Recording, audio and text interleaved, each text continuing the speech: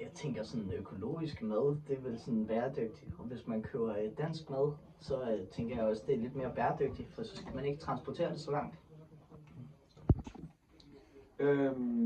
Økologisk mad. Jeg tænker også noget grøntsager, altså sådan, som ikke er sådan besprøjtet. Hvad må det sådan der Ja, for eksempel noget økologisk, noget for eksempel noget frugt eller noget salat eller noget.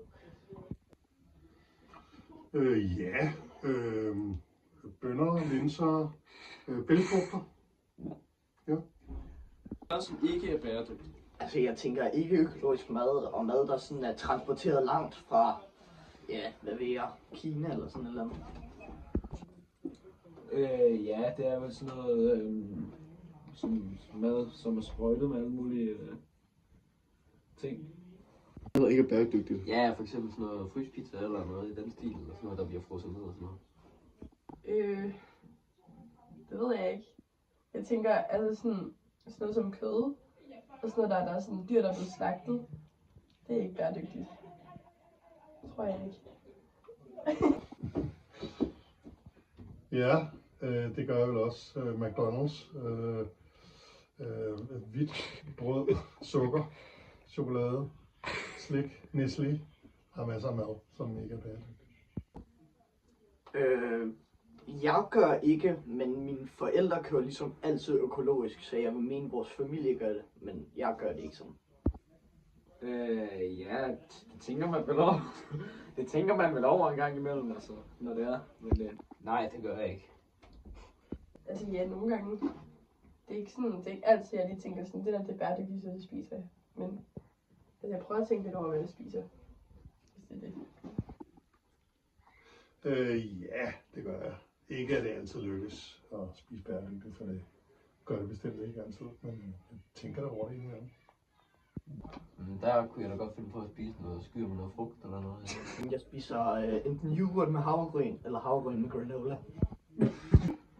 Til morgenmad, der kan jeg skulle få en lækker krydderbrød eller noget yoghurt eller et eller andet. Noget lækkert noget.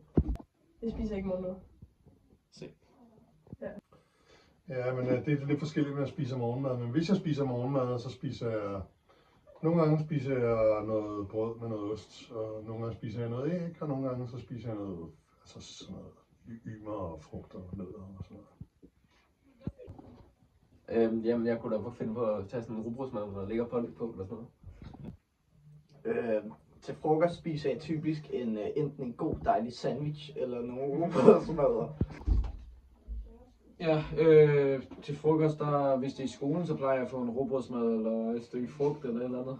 Og ja. Det ved jeg ikke, det er sådan meget forskelligt. Nogle gange spiser jeg heller ikke frokost. Det er sådan alt afhængig af, om jeg har spist morgenmad. Jeg spiser normalt rugbrødsmad, og jeg tror noget... Nogle gange spiser jeg kun frugt eller grønt til frokost. Det er lidt forskelligt.